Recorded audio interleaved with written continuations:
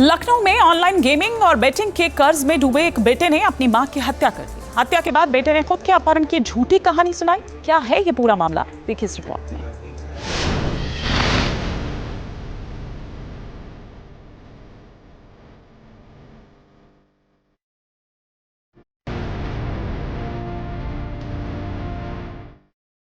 Online gaming की लत में मर्डर।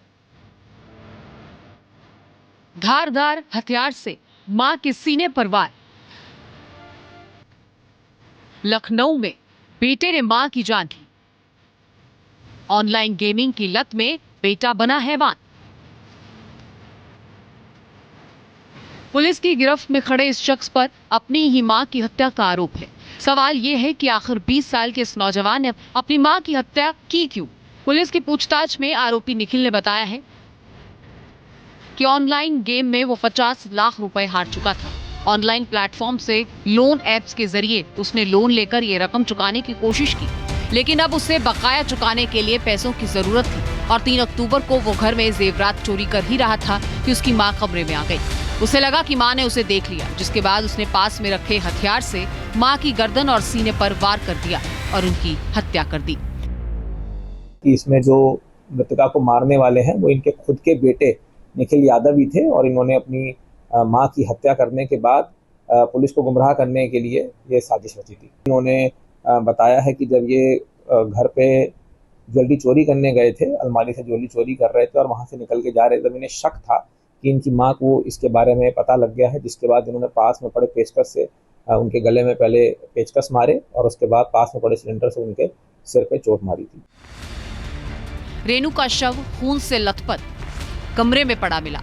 हत्या के तुरंत बाद निखिल ने अपने मामा को फोन किया और बताया कि लोग उसका पीछा कर रहे हैं, पर सच्चाई कुछ और थी। पुलिस को मिले सीसीटीवी फुटेज में वो बाइक से बड़े आराम से जाता हुआ दिखा, जिससे उसका झूठ पकड़ा गया। इन्होंने जब ये हत्या कारित करी, उसके बाद ये अपने पिता की जो स्प्लेंडर बाइक थी उस पर बैठ के वहां से निकल गए और ये कैंटोनमेंट होते हुए चारबाग रेलवे स्टेशन पहुंचकर इन्होंने त्रिवेणी एक्सप्रेस जो ट्रेन है वो पकड़ ली थी और उसके बाद ये इनकी गिरफ्तारी फतेहपुर से हुई है। और इन्होंने घटना करने के बाद इन्होंने पुलिस को गुमराह करने के लिए अपने मामा को, पिता को और तमाम मित्रों को फ़ोन करके ये बताया कि ये जो चोर है जिन्होंने इनकी माँ को मारा है वो इनको भी मारना चाह रहे हैं और उनसे बचने के लिए यहाँ से भाग रहे हैं। पुलिस का दावा है कि निखिल ने अपनी गर्लफ्रेंड से भी इस ऐप के लिए पैसे मांगे थे, लेकिन लड़की ने पुलिस को बताया है कि निखिल पिछले कुछ दिनों से मदद की गुहार लगा रहा था।